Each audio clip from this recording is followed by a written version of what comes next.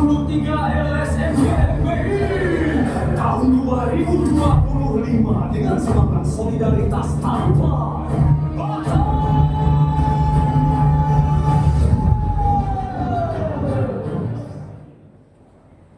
Baik, kita akan mendengarkan pemaparan narasumber oleh staf ahli Menteri Komtv yang terhormat Bapak Wijaya Kusuma Wardana. Kami persilakan.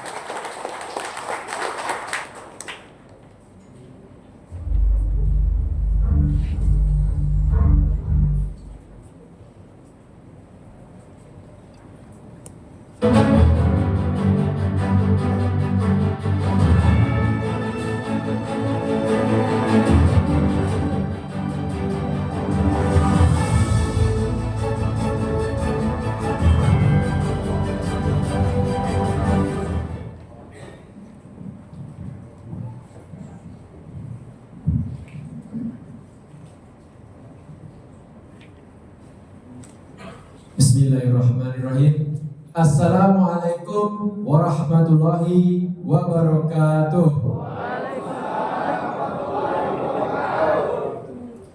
Selamat siang, salam sejahtera bagi kita semua. Om Swastiastu, Namo Buddhaya, salam kebajikan, rahayu. Yang kami hormati juga kami banggakan pada Ketua Umum Gerakan Masyarakat Bawah Indonesia kepada Bapak Muhammad Fauzan. Yang juga kami hormati kepada penasihat atau staf khusus Presiden Bidang Hankam Bapak Samsuri atau dikenal di belakang Prabu. Yang kami hormati para jajaran pimpinan GMBI yang tadi sudah dilantik hadir di sini, serta para hadirin, kader, dan peserta serta undangan yang dimuliakan.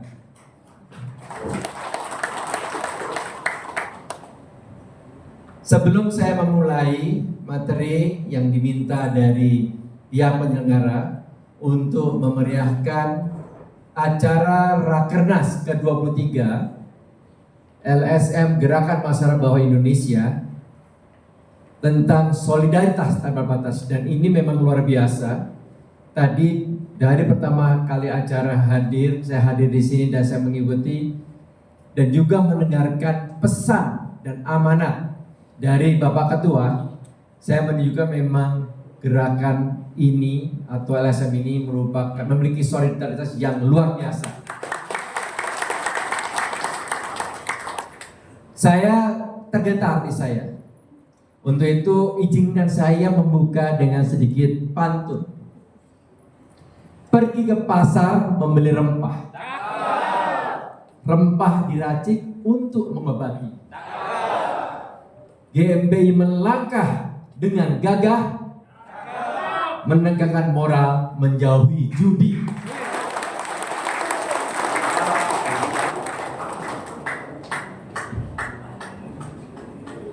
Pertama-tama, izinkan saya juga menyampaikan salam dari Ibu Mutia Hafiz dan Bapak Neza Pertia, Ibu Menteri dan Bapak Wamen yang menugasi kami untuk hadir di sini untuk menyampaikan sosialisasi bagaimana bahayanya judi dan pentingnya GMBI untuk ikut bersama pemerintah memasmi dan memerangi judi, khususnya judi online. Kalau kita lihat kenapa judi online ini perlu disampaikan di forum Rakernas ini, karena judi online sudah sangat mempengaruhi kehidupan masyarakat kita, khususnya masyarakat bawah. Karena apa? Karena data yang kami peroleh dari patroli cyber yang kami lakukan bekerja sama dengan OJK dan PPATK, kami terenyuh karena apa? Karena sasarannya bukan lagi adalah pelaku judi kalangan menengah atas, tapi kalangan bawah dan bawah sekali, termasuk anak-anak. Di awal-awal tahun 2018-an kami memulai patroli cyber. Saat itu taruhan untuk judi online masih terbatas dan itu nilainya itu cukup tinggi. Namun kini sejak kami bertekad memerangi tahun 2023, para bandar pun juga tidak kalah giat untuk semakin marak mereka melakukan praktek judi online. Dan tidak tahu-tahu mereka pun melakukannya juga dengan teknologi. Nilai pertaruhan yang mereka lakukan juga tidak lagi dibatasi. Dulu pernah dibatasi minimal 100.000. Sekarang 1.000 rupiah pun tetap jadi. Tidak heran banyak yaitu kalangan bawah dan anak-anak menjadi korbannya. Boleh dari pertama dulu. Kalau kita lihat dari slide pertama, jumlah pengguna internet kita atau penetrasi internet kita saat ini sudah mencapai 80% lebih atau setara dengan sekitar 229 juta. Dan jumlah ini cukup banyak, tidak sedikit. Kenapa? Karena kami juga mendeteksi pemilik gadget atau koneksi mobil itu adalah jumlahnya penggunanya itu ternyata melebihi daripada jumlah populasi kita yang 284 juta, yaitu ada sekitar 315 juta tercatat namanya memiliki akun mobil atau koneksi dengan HP.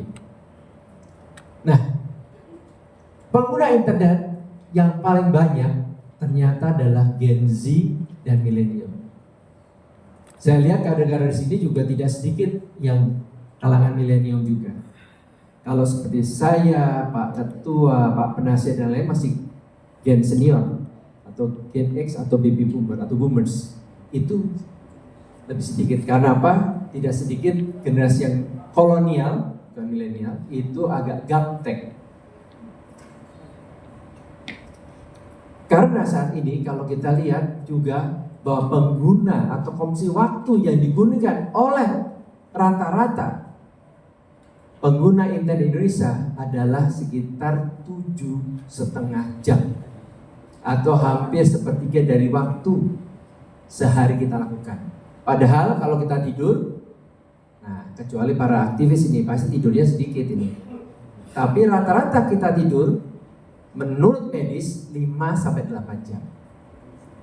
Kemudian ada sisa waktu sekitar 16 jam untuk aktivitas. Ternyata 8 jam dipakai banyak untuk akses internet. Akses internet yang dilakukan tidak lagi berupa akses kita mencari berita, mencari berdata, mencari pengetahuan, tetapi banyak kita gunakan untuk tadi mencari entertain. Kami mendata dari 7 jam ini untuk entertain sendiri itu sekitar 5 jam. Waktu yang tidak sedikit dalam satu hari. Nah, inilah yang menjadi concern kita bahwa ini dilihat juga oleh para bandar-bandar judi yang semuanya bukan sebagian, semuanya itu bandar tidak ada di Indonesia. Karena kalau di Indonesia mungkin nanti teman-teman dari Polda, dari kepolisian pasti sudah bisa mendeteksi. Yang sulit adalah mereka adanya di luar Indonesia. Nah inilah, tapi mereka pun juga dari data ini mereka pun mengolah dalam algoritmanya mereka. Saya pernah juga dapat ini, suatu ketika saya ada iklan masuk direct message atau DM dalam satu media sosial saya. Yang sebetulnya DM itu adalah pesan yang sifatnya terenskripsi atau terkodifikasi khusus, hanya bisa kita sendiri melihat. Tapi mereka bisa masuk kemudian menyampaikan iklan. Iklannya sebenarnya, saya pikir iklannya itu iklan dari Unilever. Saya kaget, kok bisa ada iklan masuk di dalam pesan. Biasanya iklan itu hanya bisa masuk kalau kita masuk di dalam website. Ternyata setelah saya buka, itu adalah web daripada judi online. Tandanya apa? Biasanya dia menggunakan kata kode-kode khusus 777, dewa judi, gacor, dan lain sebagainya. Banyak sebetulnya kata-kata juga, kami juga melakukan itu untuk patroli cyber kami. Dan uniknya itu ada. Awalnya saya kaget, langsung saya otomatis saya matikan. Tapi saya ingat, saya harus laporkan ini kepada tim patroli cyber kami. Begitu saya cari, hilang. Jadi langkah pertama, pesan dari kami adalah yang perlu kita juga sama-sama cermati.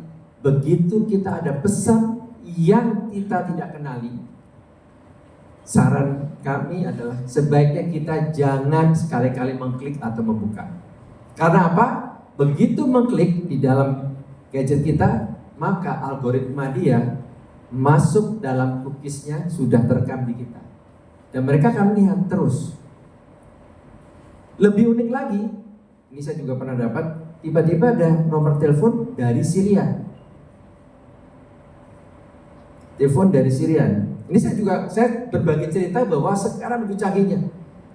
Kalau kita menggunakan gadget yang berbasis iOS, misalkan Apple, kan sistemnya tertutup. Tapi dia punya sistem untuk melakukan filtering. Dia bisa masuk. Saya tidak sengaja karena suatu kesibukan, saya tidak sengaja awalnya saya tidak menerima, saya kepencet. Terus saya sadar, saya matiin lagi. Begitu saya matiin, saya aktivitas, sorenya saya kaget. Kok WhatsApp saya tiba-tiba tidak bisa berfungsi dan meminta untuk delete dan install ulang.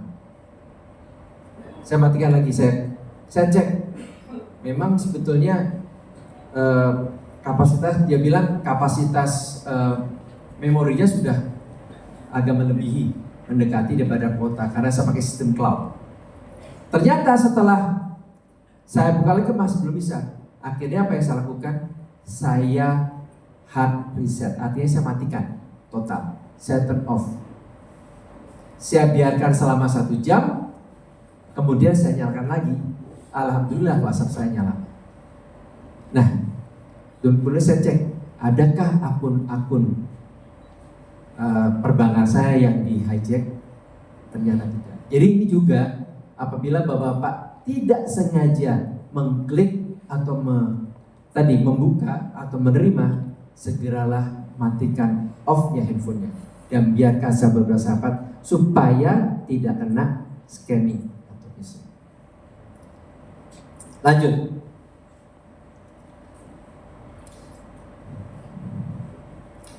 Fenomena judi online sudah berkembang pesat. Izin saya boleh jalan-jalan?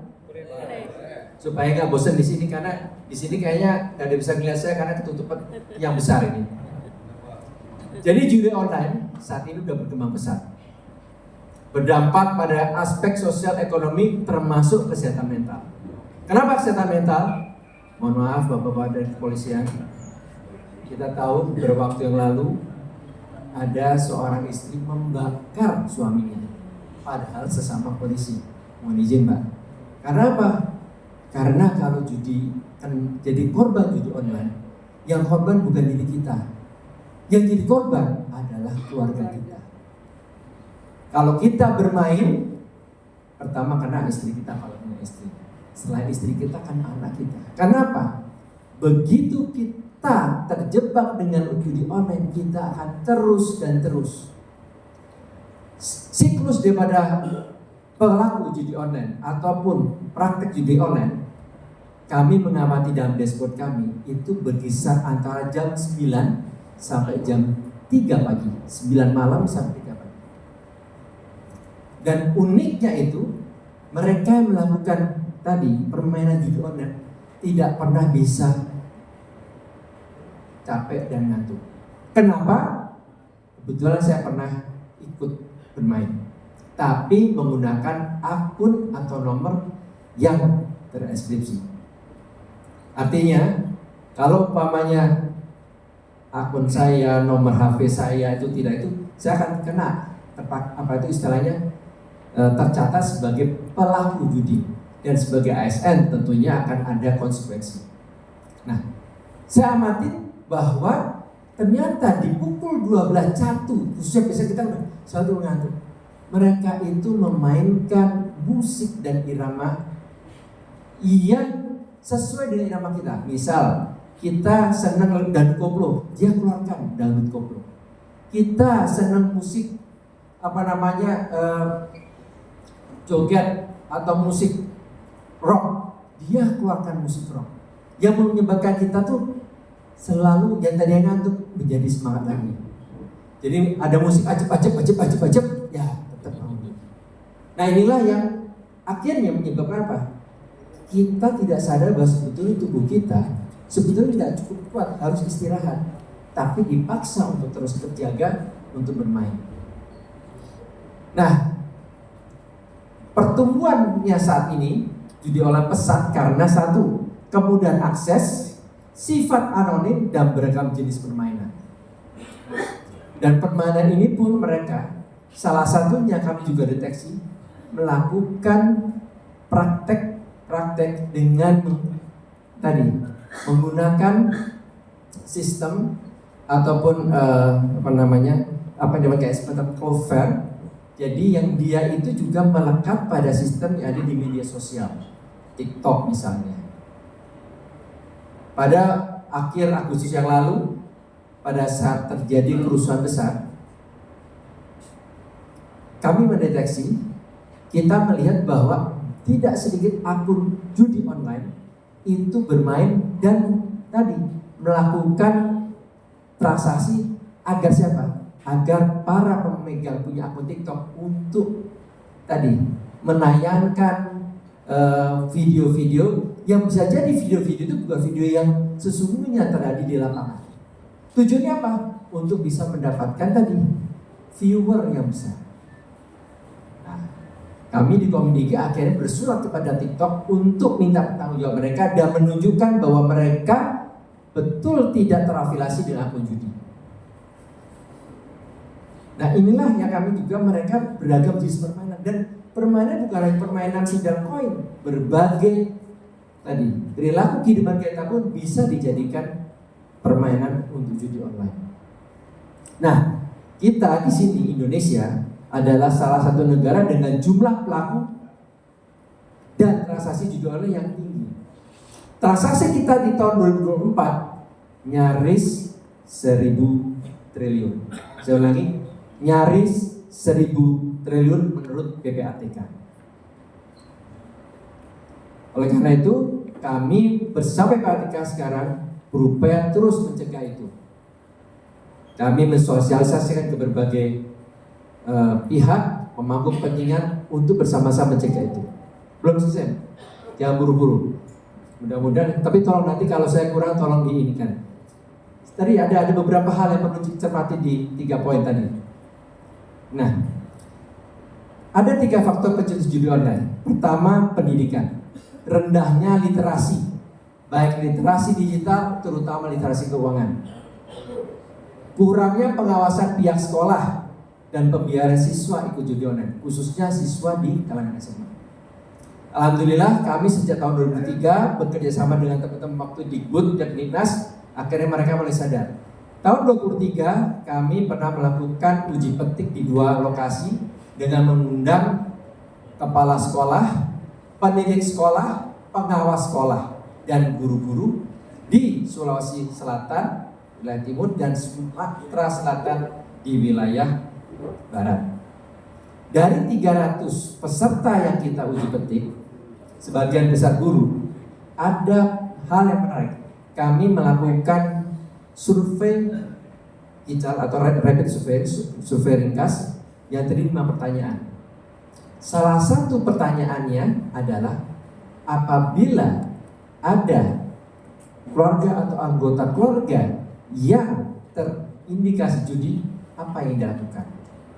Kami beri jawaban pilihan pertama adalah melaporkan, mengingatkan, membiarkan. Dan jawaban yang cukup besar, yaitu sekitar 48% di dua titik itu mengatakan membiarkan. Saya tanya kenapa membiarkan? Itu yang menjawab adalah kalangan guru-guru, kepala sekolah, dan mereka yang berkaitan pendidikan. Kenapa? Karena mereka berpikir bahwa judi online adalah masalah pribadi, bukan masalah sosial. Ini yang kita cermati. Oleh karena itu, ada lagi lingkungan, karena pengaruh teman dan keluarga dan psikologi, biasanya karena rasa ingin tahu yang tinggi dan untuk diakui, apalagi kalau diiming-iming dapat hadiah. Boleh lanjut lagi. Nah, tadi sekarang transaksi judi online dibanding sebelumnya itu adalah sudah mulai turun. Saat ini kami mendeteksi bersama PPATK adalah 155 triliun. Ini lebih turun untuk istilahnya pendekatan Y2W, apa itu YOY. Artinya di bulan terakhir yang kami tangkap di bulan Oktober itu masih 190 triliun, turun cukup besar, itu 67% dari tahun sebelumnya. Dan akibatnya daripada transaksi ini juga, nah ini khususnya di Jawa Barat kami capai, ternyata dari judi online mereka pun juga terjerat pinjol ilegal. Bukan pinjol, karena ada pinjaman, makanya ada istilah pinjaman. Kalau pinjol itu saya melihat gini, ada pinjaman daring memang dibolehkan karena itu dalam pengawasan OJK. Ada pinjol atau pinjol ilegal yang dia tidak dalam pengawasan OJK dan dia itu memberikan pinjaman secara murah, tapi kemudian yang bersangkutan terjerat dengan bunga sangat tinggi. Di Jawa Barat saja itu dari 16,5 triliun 600 miliarnya itu macet. Berarti yang macet terdaftar ini adalah yang masuk dalam pinjaman, tapi pinjaman yang legal. Dan data yang kami peroleh sebagian besar untuk mendanai judi online. Nah, ini menjadi perhatian bersama. Untuk 2004 dibanding 25, sekarang kami sudah bisa turun dan tekan, tapi ini harus kita tekan terus hingga minimum. Kalau bisa 0 rupiah. Kenapa? Karena uang yang berputar ini tidak balik ke kita, larinya keluar. Nah, di Jawa Barat sendiri tercatat ada 535.600-an pemain judi online dengan unit receipt 3,8 triliun. Sekira uang 38 triliun bisa dipakai untuk membangun Jawa Barat, bisa jadi berapa banyak jembatan, jalan, sekolah, beasiswa, dan lain-lainnya. Sementara penetrasi di Jawa Barat cukup tinggi, ya 86% dari rata-rata nasional, tadi 80, sekian persen. Lanjut. Nah, ini yang kami lihat. Jawa Barat termasuk transaksinya dan jumlahnya paling besar dibanding provinsi lain di Pulau Jawa. Betul, Pulau Jawa adalah domain hotspot untuk transaksi judi online, tapi kasus terbanyak dan pemain terbanyak kami tangkap adalah di Jawa Barat. Sudah benar GMBI mengundang kami untuk sosialisasi, kita sama-sama memerangi judi online. Saya tadi senang bahwa salah satu ya daripada GMBI adalah di dadaku merah putih, kita GMBI merah putih NKRI. Nah, ini yang harus kita perjuangkan bersama. Jakarta saja nomor 2 walaupun ini, tapi Jawa Barat luar biasa. Ini PR bersama buat kita semua, khususnya teman-teman GMBI di Jawa Barat ini.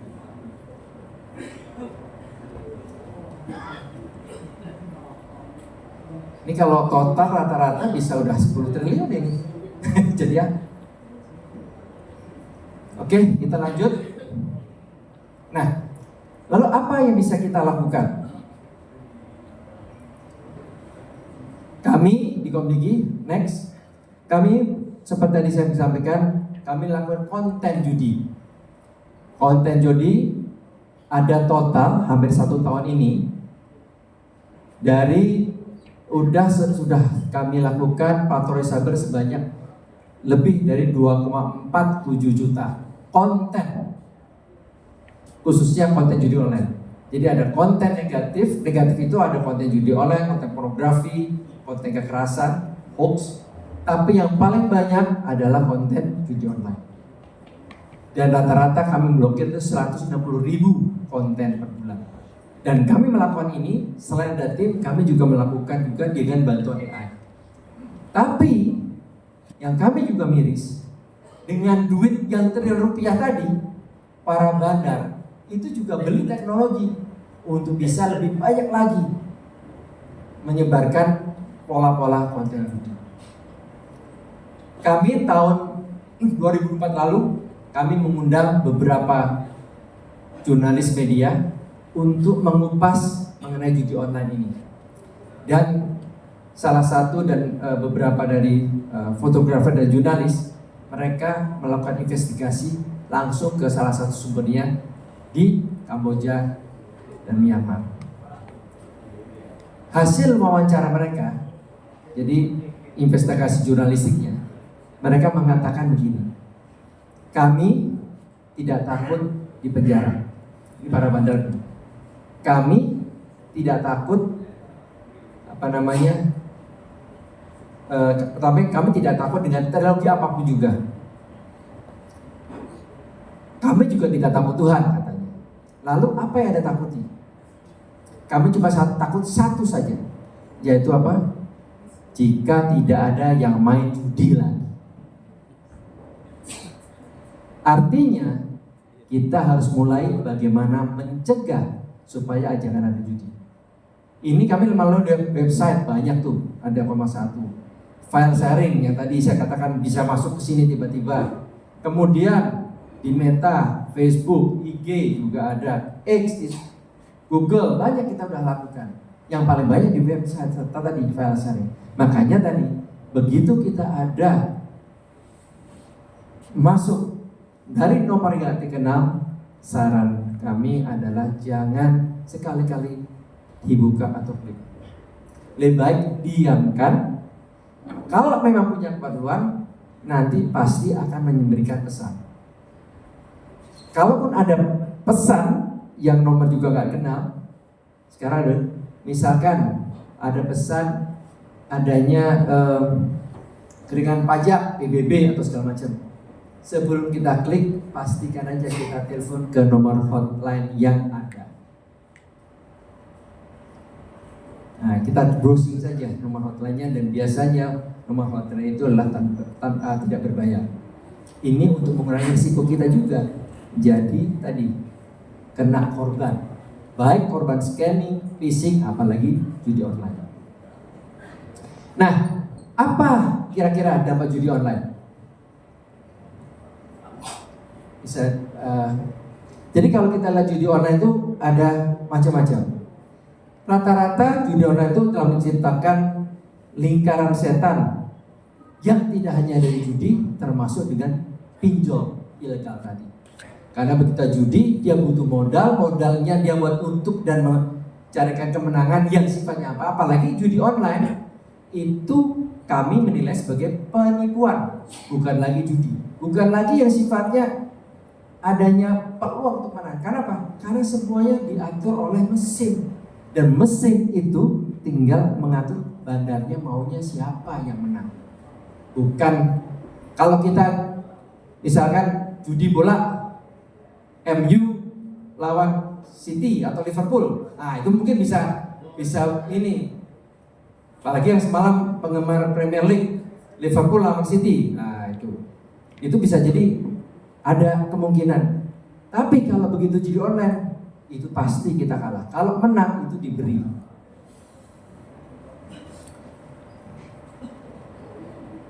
Nah, ada beberapa modus bisa ini mungkin. Pertama, modus persebaran judi online tadi menyisipkan iklan judi online di situs-situs. Tadi ada iklan judi online.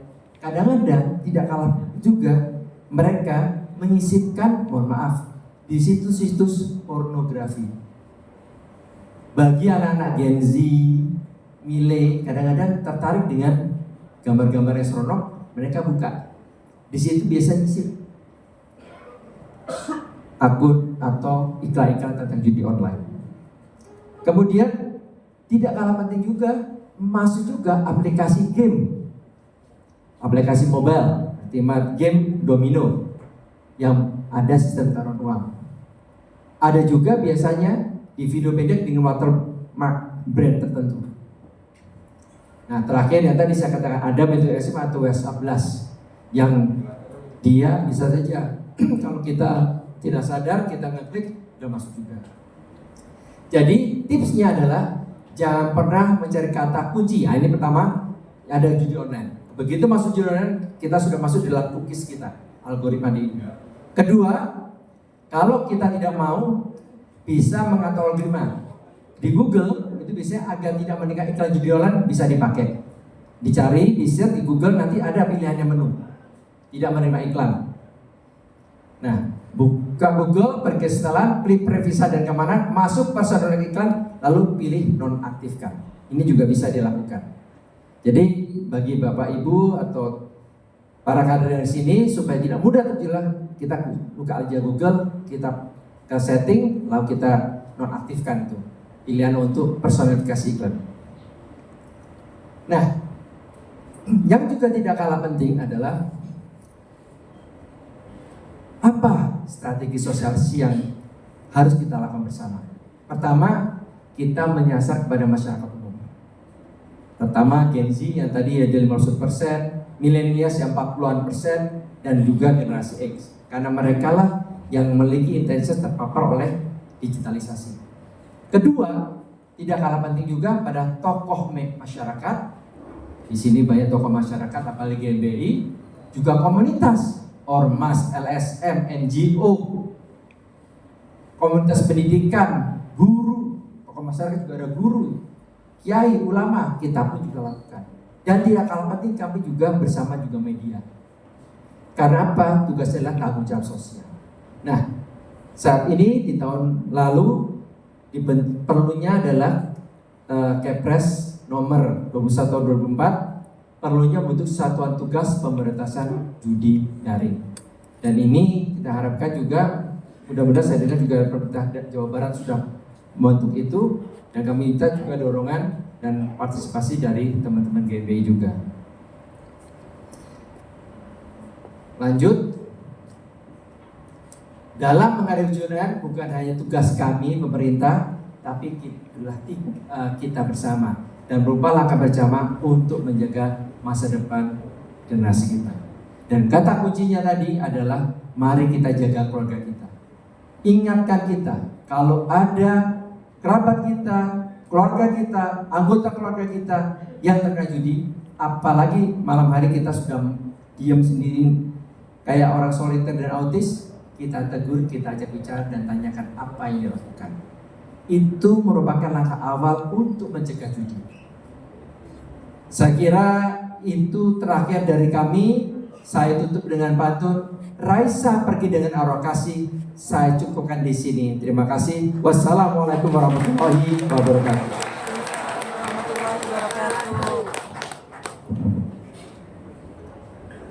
Ini perlu tanya jawab apa tidak?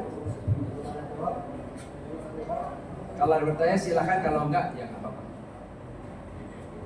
Raisa kan udah